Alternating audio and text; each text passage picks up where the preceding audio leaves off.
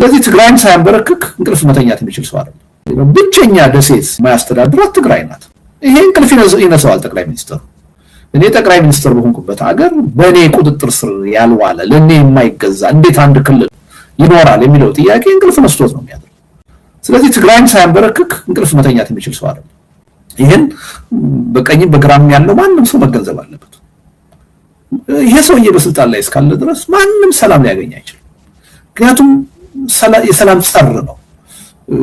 ያገዛዝ ስልቱ የተመሰረተው በጦረኝነት ላይ ነው፣ በኃይል ላይ ነው። ከዛ ውጪ ማሰብ የሚችል ማይንድ ሴት የለም። ስለዚህ ተፈጥሮ ነው በቃ ይሄ እና ይሄን መገንዘብ ያስፈልጋል። እና ምንድነው ትግራይን መጀመሪያ በአጭር ጊዜ በጦርነት አንበርክካለሁ ብሎ ሞከረ። ከዛ በሲጅ በከበባ ሞከረ። ከዛ ደግሞ አልሳካለት ሲል ደግሞ በሰላም ስምምነት ስም በትጥቅ ማስፈታት ለማዳከም ሞከረ። እሱም ሳይሳካለት ቀረ። ከዛ በኋላ ደግሞ ውስጣዊ አንድነትን በማሳጣት ሊደርሺፕ በማሳጣት እርስ በርሱ የትግራይ አመራር ልሂቅ እንዲከፋፈል በማድረግ ደግሞ ሞከረ። ከዛ ቀጥሎ ደግሞ ታጣቂ ኃይሎችን በራሱ ግዛት ውስጥ አስተማርቶ የራሱን ክልል በመውጋት ደግሞ ለማሸነፍ ሙከራ አደረገ። ይሄ አልተሳካለት። ይሄ ኃይል በምንም ተአምር ትግራይ በቁጥጥር ስር ውላለች የኔ ተገዢ ናት እስካላለ ድረስ እንቅልፍ ሊተኛ አይችልም። ስለዚህ የትግራይ ኃይሎች መገንዘብ ያለባቸው እና መፍትሄያቸውን ማስቀመጥ ያለባቸው ከዚህ አንፃር አሁን ይሄ ሰውዬ ጋር ተነጋግረሽ ምንም የምትፈቺው ችግር የለም፣ በቅንነት የሚፈታው ችግር የለም። ለዚህ ነው ስለዚህ ይሄ ኃይል ወዶ ሳይሆን በህዝቡ ትግል ተገዶ መንበርከክ አለበት ለሰላም። እንዲንበረከክ ደግሞ በተናጠል የሚሆን ትግል የለም። ህዝባዊ ትብብር ያስፈልጋል፣ የትግል ትብብር ያስፈልጋል። ይሄን ማወቅ ያስፈልጋል። ራስን ከመከፋፈል መቆጠብ ያስፈልጋል። አሁን የትግራይ ኃይሎች ታይቶ በማይታወቅ መጠን በሚያሳዝን ሁኔታ ነው አገዛዙ ውስጣቸው ገብቶ የከፋፈላቸው። ይሄ ትልቅ ድክመት ነው። አንደኛ ውስጣዊ ድክመት ነው። ይሄ ውስጣዊ ክፍፍልን መከላከል ያስፈልጋል። ሁለተኛ ከውስጣዊ ድክመትን መከፋፈልን በላይ ደግሞ የጎንዮሽ ጸብን ቅራኔን ማቆም ያስፈልጋል። ከጎረቤትሽ ከአፋር ከአማራ ከኦሮሚያ ጋር እየተጣላሽ አገዛዙን ማሸነፍ አይቻልም። የህዝቡ ትግል መተባበር አለበት። ስለዚህ እነዚህ ነገሮች ሁሉ ግምት ውስጥ መግባት አለባቸው። ስለዚህ በተናጠል የሚመጣ ለውጥ የለም። ይሄ ትግል የጋራ ትግል መሆን አለበት። ምክንያቱም ችግሩ የጋራ ነው። ሁላችንም የህልውና ፈተና ይገጠመን። ይሄ የህልውና ፈተና ደግሞ ያመጣብን አንድ ኃይል ነው፣ የብልጽግና አገዛዝ ነው፣ ጠቅላይ ሚኒስትሩ ናቸው። ስለዚህ የምንቀምረው መፍትሄ ከዚህ ጋር የሚጣጣምና የተቃኘ መሆን አለበት።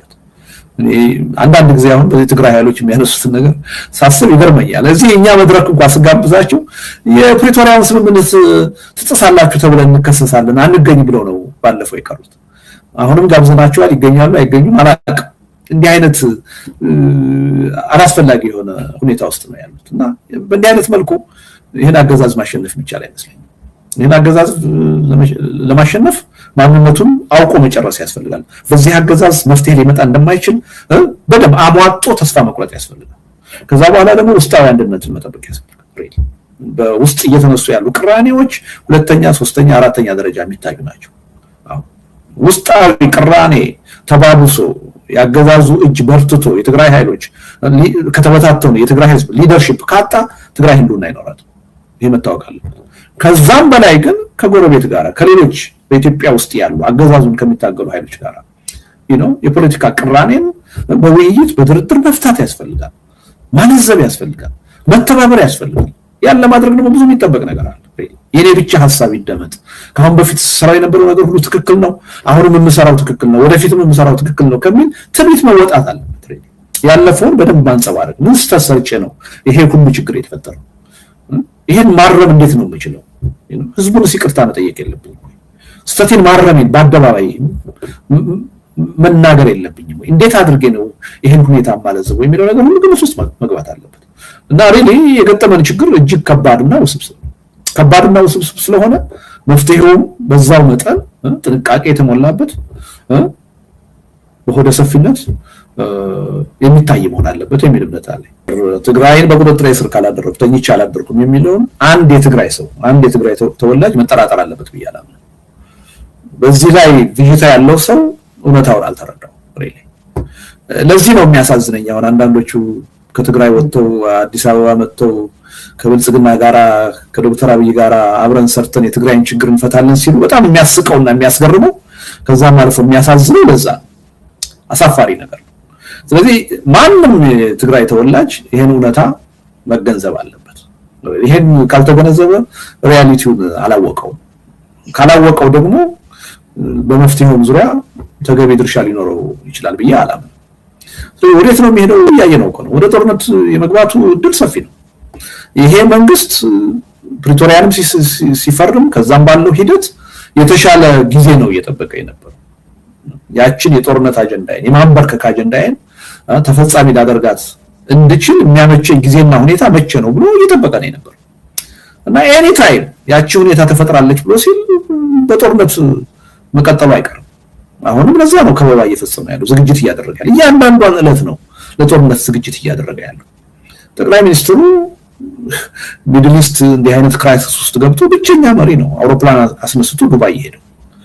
ለዱባይ መንግስት አስበው አይደለም ለሚያካሂደው ጦርነት ከዱባይ የሚገኘው ገንዘብና መሳሪያ መቋረጥ የለበት መቀጠል አለበት። ለዚህ የፈለገው አይነት ሪስክ ይወስዳል። ይሄን ነው ያየነው እና ይሄ መንግስት ሌት ተቀን እየሰራ ያለው የጦርነት ዝግጅት ነው። ልማት እኮ ከቆመ ቆይቷል እኮ።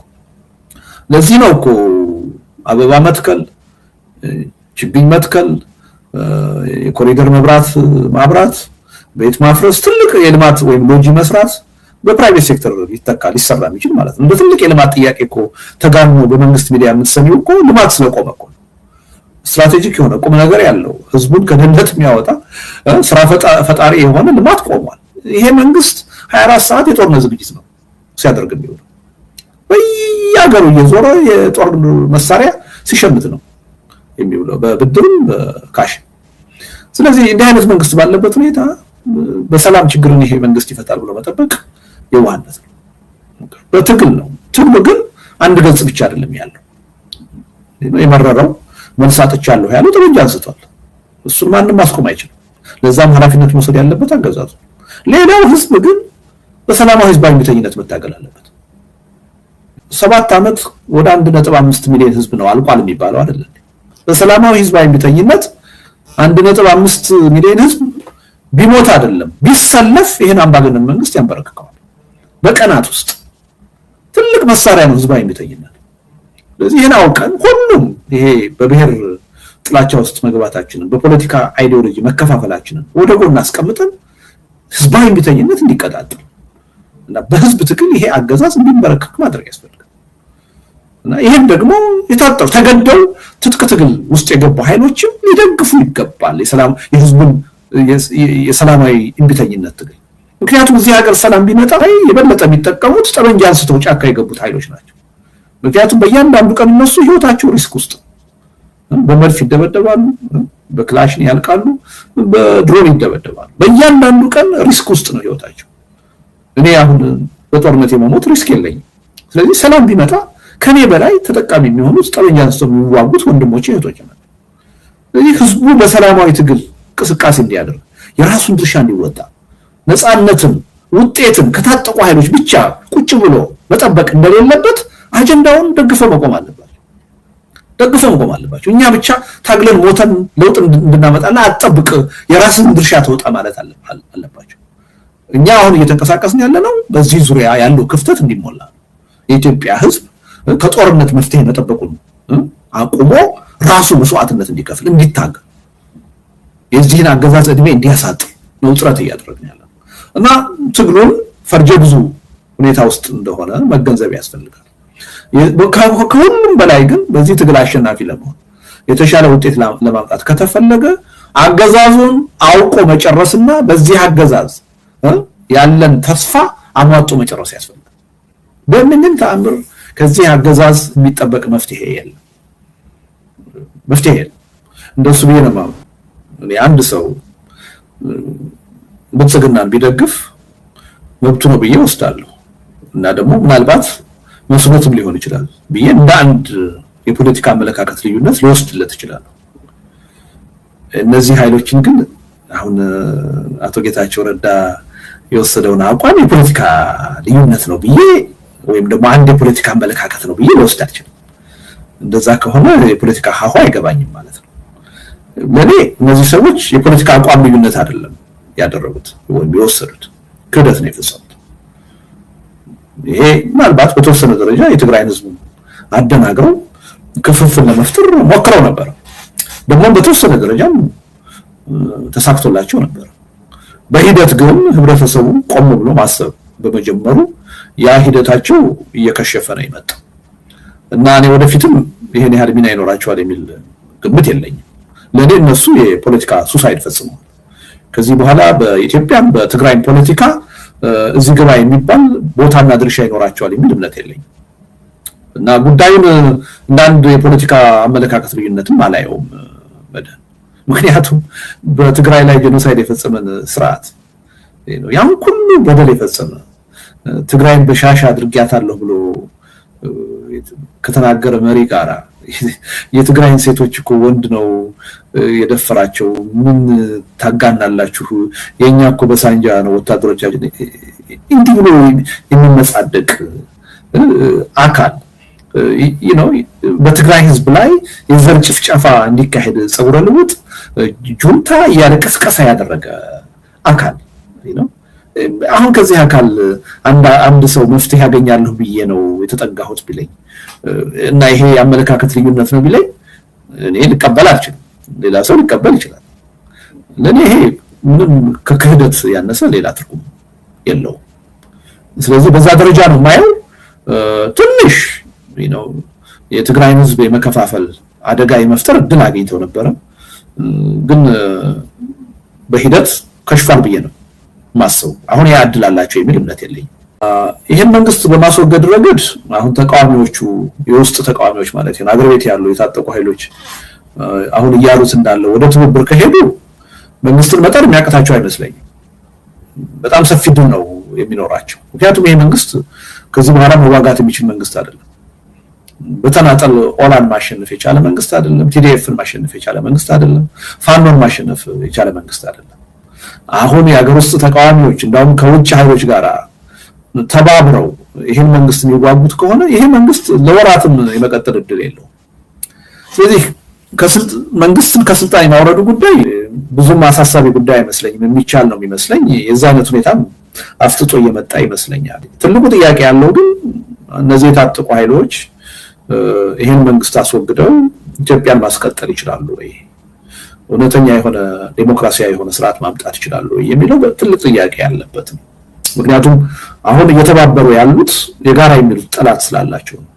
ይሄ መንግስት ሁሉንም በተራም በጋራም እየወጋ አንበረከካችኋለሁ እያለ የግድ እንዲተባበሩ አድርጓቸዋል እና በውስጣቸው ያለውን ልዩነት ለጊዜው ወደ ጎን እንዲያደርጉት አድርጓቸዋል እና ይሄ ሁኔታ ነገ ከነገ ወዲያ የታጠቁት ኃይሎች ብቻቸውን 4 ኪሎ ቢገቡ ሰላማዊ ሁኔታ ሊፈጠር ይችላል ወይ? አስተማማኝ ማለት ነው ኢትዮጵያን ወደ በጎ አቅጣጫ ያሸጋግራሉ የሚለው እርግጠኛ መሆን አይቻልም።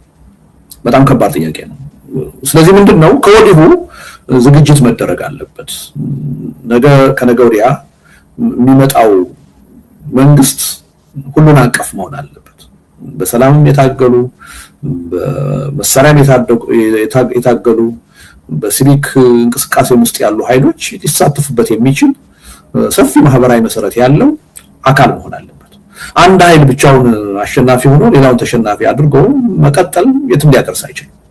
ምናልባትም ደግሞ ይሄ መንግስት ሲወገድ ሪስክም ሊኖር ይችላል። አገሪቱ የምትበተንበት ሁኔታ ሊኖር ይችላል።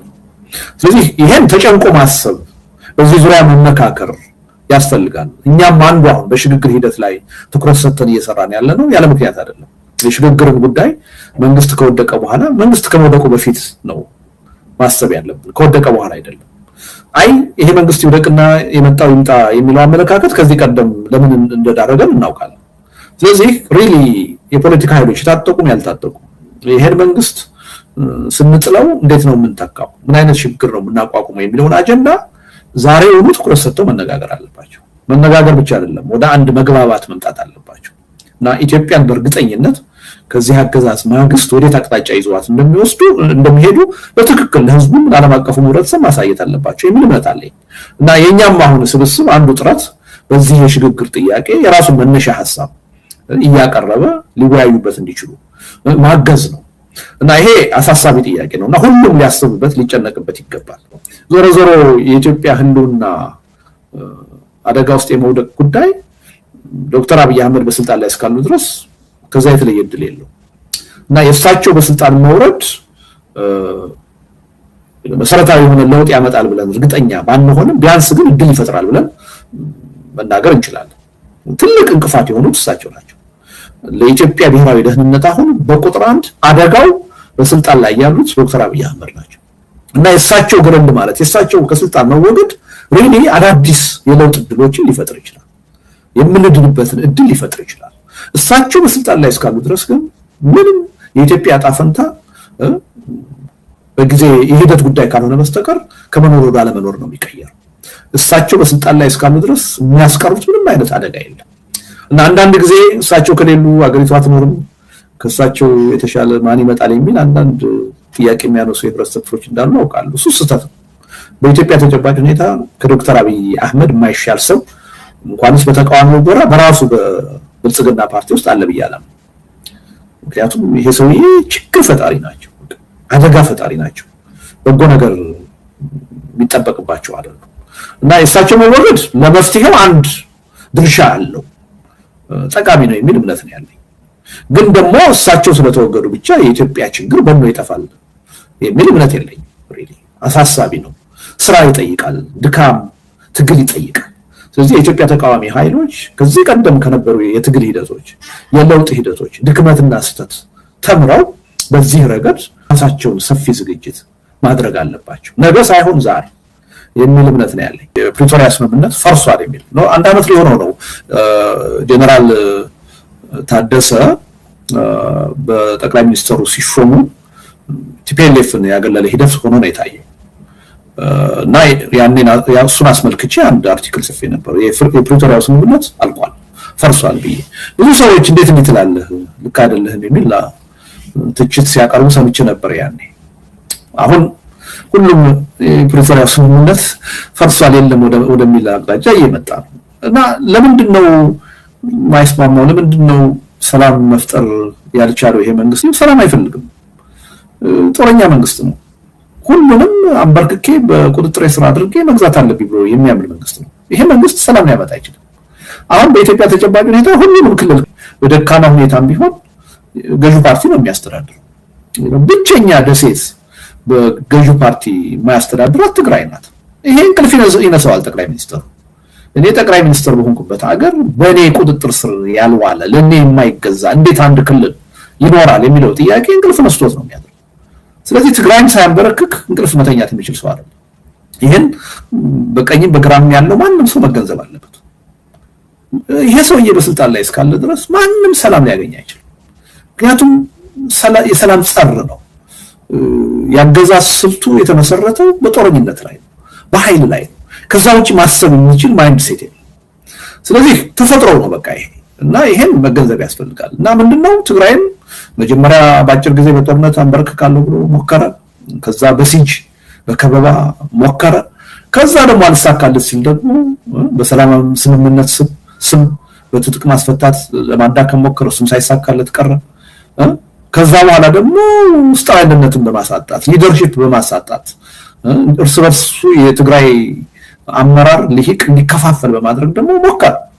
ከዛ ቀጥሎ ደግሞ ታጣቂ ኃይሎችን በራሱ ግዛት ውስጥ አስተማርቶ የራሱን ክልል በመውጋት ደግሞ ለማሸነፍ ሙከራ አደረገ። ይሄ አልተሳካለትም። ይሄ ኃይል በምንም ተአምር ትግራይ በቁጥጥር ስር ውላለች የኔ ተገዢ ናት እስካላለ ድረስ እንቅልፍ ሊተኛ አይችልም። ስለዚህ የትግራይ ኃይሎች መገንዘብ ያለባቸው እና መፍትሄያቸውን ማስቀመጥ ያለባቸው ከዚህ አንፃር አሁን ይሄ ሰውዬ ጋር ተነጋግረሽ ምንም የምትፈቺው ችግር የለም፣ በቅንነት የሚፈታው ችግር የለም። ለዚህ ነው ስለዚህ ይሄ ኃይል ወዶ ሳይሆን በህዝብ ትግል ተገዶ መንበርከክ አለበት ለሰላም። እንዲንበረከክ ደግሞ በተናጠል የሚሆን ትግል የለም። ህዝባዊ ትብብር ያስፈልጋል፣ የትግል ትብብር ያስፈልጋል። ይሄን ማወቅ ያስፈልጋል። ራስን ከመከፋፈል መቆጠብ ያስፈልጋል። አሁን የትግራይ ኃይሎች ታይቶ በማይታወቅ መጠን በሚያሳዝን ሁኔታ ነው አገዛዙ ውስጣቸው ገብቶ የከፋፈላቸው።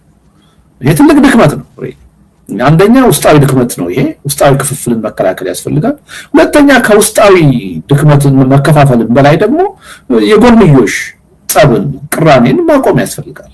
ከጎረቤትሽ ከአፋር፣ ከአማራ፣ ከኦሮሚያ ጋር እየተጣላሽ አገዛዙን ማሸነፍ አይቻልም። የህዝቡ ትግል መተባበር አለበት። እነዚህ ነገሮች ሁሉ ግምት ውስጥ መግባት አለባቸው። ስለዚህ በተናጠል የሚመጣ ለውጥ የለም። ይሄ ትግል የጋራ ትግል መሆን አለበት። ምክንያቱም ችግሩ የጋራ ነው። ሁላችንም የህልውና ፈተና የገጠመን። ይሄን የህልውና ፈተና ደግሞ ያመጣብን አንድ ኃይል ነው፣ የብልጽግና አገዛዝ ነው፣ ጠቅላይ ሚኒስትሩ ናቸው። ስለዚህ የምንቀምረው መፍትሄ ከዚህ ጋር የሚጣጣምና የተቃኘ መሆን አለበት። አንዳንድ ጊዜ አሁን በዚህ ትግራይ ኃይሎች የሚያነሱትን ነገር ሳስብ ይገርመኛል። እዚህ እኛ መድረክ እንኳን ስጋብዛቸው የፕሪቶሪያውን ስምምነት ትጥሳላችሁ ተብለን እንከሰሳለን አንገኝ ብለው ነው ባለፈው የቀሩት። አሁንም ጋብዘናቸዋል፣ ይገኛሉ አይገኙም አላውቅም። እንዲህ አይነት አላስፈላጊ የሆነ ሁኔታ ውስጥ ነው ያሉት እና በእንዲህ አይነት መልኩ ይህን አገዛዝ ማሸነፍ የሚቻል አይመስለኝም። ይህን አገዛዝ ለማሸነፍ ማንነቱን አውቆ መጨረስ ያስፈልጋል። በዚህ አገዛዝ መፍትሄ ሊመጣ እንደማይችል በደንብ አሟጦ ተስፋ መቁረጥ ያስፈልጋል። ከዛ በኋላ ደግሞ ውስጣዊ አንድነትን መጠበቅ ያስፈልጋል። በውስጥ እየተነሱ ያሉ ቅራኔዎች ሁለተኛ፣ ሶስተኛ፣ አራተኛ ደረጃ የሚታዩ ናቸው። ውስጣዊ ቅራኔ ተባብሶ ያገዛዙ እጅ በርትቶ የትግራይ ኃይሎች ከተበታተኑ የትግራይ ህዝብ ሊደርሺፕ ካጣ ትግራይ ህልውና አይኖራትም። ይሄ መታወቅ አለበት። ከዛም በላይ ግን ከጎረቤት ጋር ከሌሎች በኢትዮጵያ ውስጥ ያሉ አገዛዙን ከሚታገሉ ኃይሎች ጋር የፖለቲካ ቅራኔን በውይይት በድርድር መፍታት ያስፈልጋል። ማለዘብ ያስፈልጋል። መተባበር ያስፈልጋል። ያን ለማድረግ ደግሞ ብዙ የሚጠበቅ ነገር አለ። የኔ ብቻ ሐሳብ ይደመጥ፣ ከአሁን በፊት ሰራው የነበረው ነገር ሁሉ ትክክል ነው፣ አሁንም የምሰራው ትክክል ነው፣ ወደፊትም የምሰራው ትክክል ነው ከሚል ትዕቢት መወጣት አለበት። ያለፈውን በደንብ ማንጸባረቅ፣ ምን ስተሰርቼ ነው ይሄ ሁሉ ችግር የተፈጠረው? ይሄን ማረም እንዴት ነው የምችለው? ህዝቡን ይቅርታ መጠየቅ የለብኝም? ስተቴን ማረሜን በአደባባይ መናገር የለብኝም? እንዴት አድርጌ ነው ይሄን ሁኔታ ማለዘው የሚለው ነገር ሁሉ ግምት ውስጥ መግባት አለበት። እና ሪሊ የገጠመን ችግር እጅግ ከባድና ውስብስብ ስለሆነ መፍትሄውም በዛው መጠን ጥንቃቄ የተሞላበት በሆደ ሰፊነት የሚታይ መሆን አለበት የሚል እምነት አለ። ትግራይን በቁጥጥር ስር ካላደረኩ ተኝቼ አላደርኩም የሚለውን አንድ የትግራይ ተወላጅ መጠራጠር አለበት ብዬ አላምንም። በዚህ ላይ ብዥታ ያለው ሰው እውነታውን አልተረዳው። ለዚህ ነው የሚያሳዝነኝ። አሁን አንዳንዶቹ ከትግራይ ወጥተው አዲስ አበባ መጥተው ከብልጽግና ጋራ ከዶክተር አብይ ጋራ አብረን ሰርተን የትግራይን ችግር እንፈታለን ሲሉ በጣም የሚያስቀውና የሚያስገርመው ከዛም አልፎ የሚያሳዝነው ለዛ አሳፋሪ ነገር። ስለዚህ ማንም የትግራይ ተወላጅ ይሄን እውነታ መገንዘብ አለበት። ይሄን ካልተገነዘበ ሪያሊቲውን አላወቀውም። ካላወቀው ደግሞ በመፍትሄው ዙሪያ ተገቢ ድርሻ ሊኖረው ይችላል ብዬ አላምንም። ወዴት ነው የሚሄደው? ያየነው ነው። ወደ ጦርነት የመግባቱ እድል ሰፊ ነው።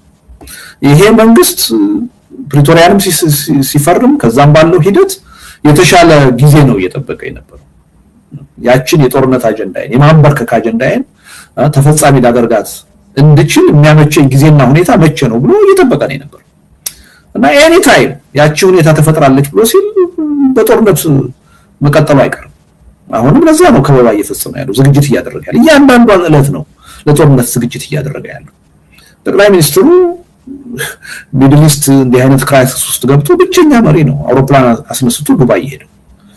ለዱባይ መንግስት አስበው አይደለም ለሚያካሂደው ጦርነት ከዱባይ የሚገኘው ገንዘብና መሳሪያ መቋረጥ የለበት፣ መቀጠል አለበት።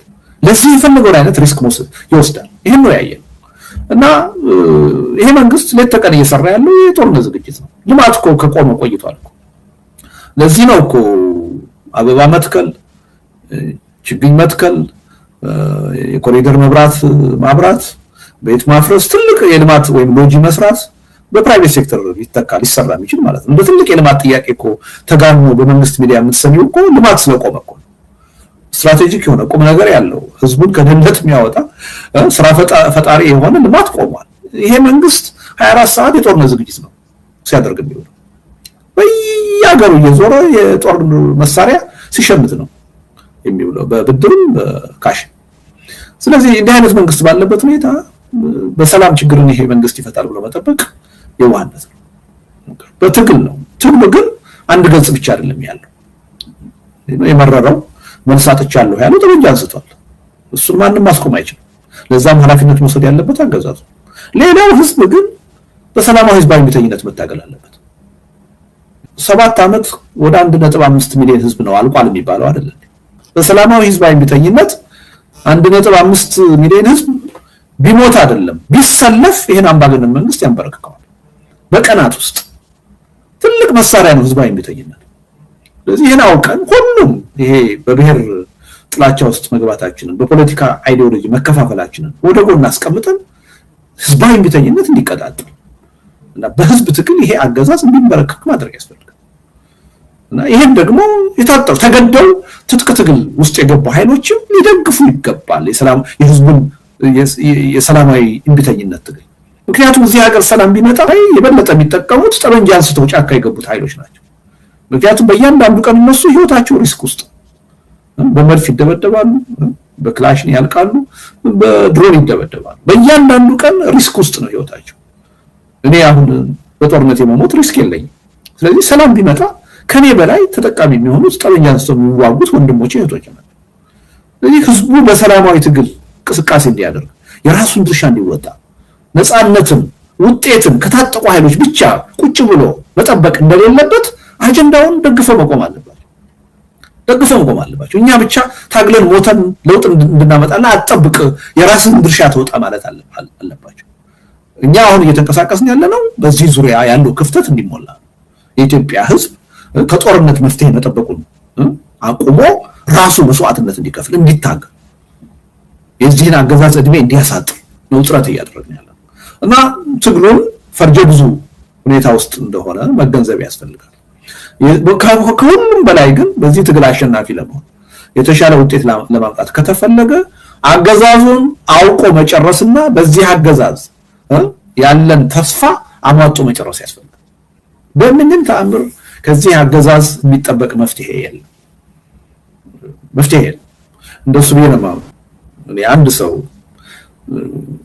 ብልጽግናን ቢደግፍ መብቱ ነው ብዬ ወስዳለሁ እና ደግሞ ምናልባት መስሎትም ሊሆን ይችላል ብዬ እንደ አንድ የፖለቲካ አመለካከት ልዩነት ሊወስድለት ይችላል እነዚህ ኃይሎችን ግን አሁን አቶ ጌታቸው ረዳ የወሰደውን አቋም የፖለቲካ ልዩነት ነው ብዬ ወይም ደግሞ አንድ የፖለቲካ አመለካከት ነው ብዬ ልወስድ አልችልም እንደዛ ከሆነ የፖለቲካ ሀሁ አይገባኝም ማለት ነው ለኔ እነዚህ ሰዎች የፖለቲካ አቋም ልዩነት አይደለም ያደረጉት ወይም የወሰዱት ክደት ነው የፈጸሙት ይሄ ምናልባት በተወሰነ ደረጃ የትግራይን ህዝብ አደናግረው ክፍፍል ለመፍጠር ሞክረው ነበር ደግሞ በተወሰነ ደረጃ ተሳክቶላቸው ነበር በሂደት ግን ህብረተሰቡ ቆም ብሎ ማሰብ በመጀመሩ ያ ሂደታቸው እየከሸፈ ነው የመጣው እና እኔ ወደፊትም ይሄን ያህል ሚና ይኖራቸዋል የሚል ግምት የለኝም ለኔ እነሱ የፖለቲካ ሱሳይድ ፈጽመዋል ከዚህ በኋላ በኢትዮጵያም በትግራይም ፖለቲካ